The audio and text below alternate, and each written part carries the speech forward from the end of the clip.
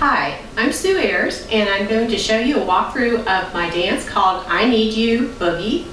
It's written to John Batiste's song, I Need You. It's a 24 count bass dance at the, I would call it the beginner, high beginner level. Only high beginner because it does have a tag, but don't let that scare you. It's a fun tag. I think when you see it, you're going to be really excited about it. It fits in perfectly with the song, and you'll hear it coming a mile away, I promise. It's done 3 times. So let me show you the basic 24 counts of the dance, and then we'll get into the tag. I'm going to turn around. I start with my weight on the left, and I'm going to travel to my right first and then come back to my left.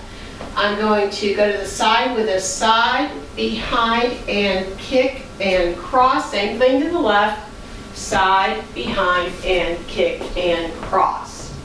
I'm going to follow that in section 2 with 2 quarter pivot turns left. 1, 2, 3, 4.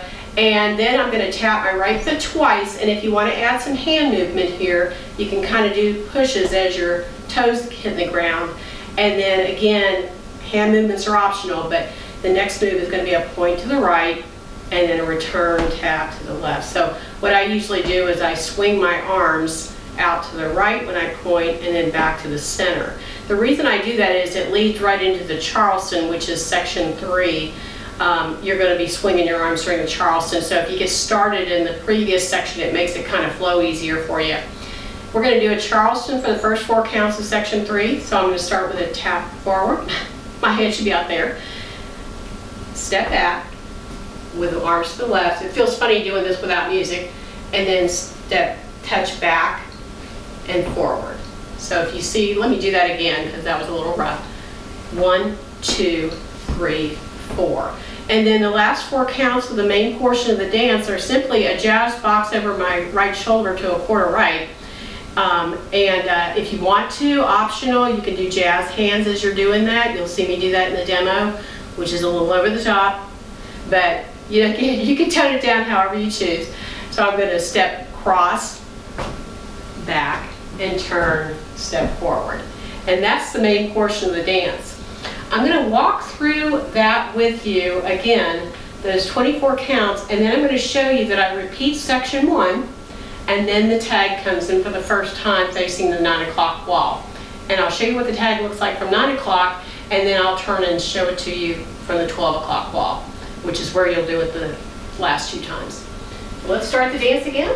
Side, behind, and kick and cross, and a side, behind, and kick and cross. Turn left and left with a tap, tap, out, in. Charleston.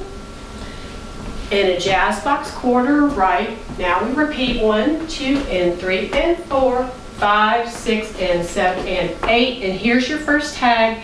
You're going to do, this is where in the song, it's real distinctive. He kind of says you, and drags out that last you. We're going to mimic that in our dance. So we're going to start with a deep cross of our right foot over our left.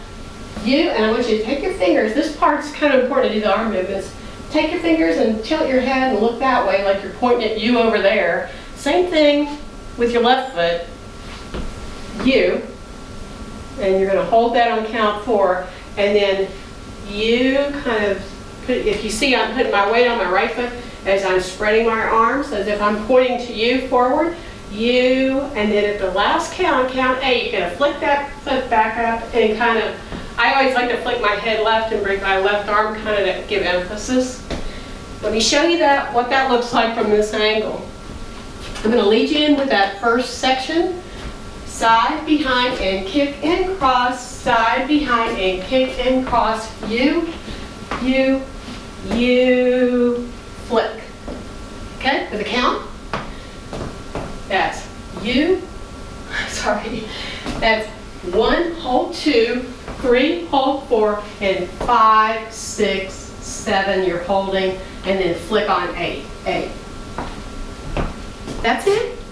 You'll again, as I said earlier, you'll do your first tag on the 9 o'clock wall. Then you'll follow up with the 2 tags at the 12 o'clock wall.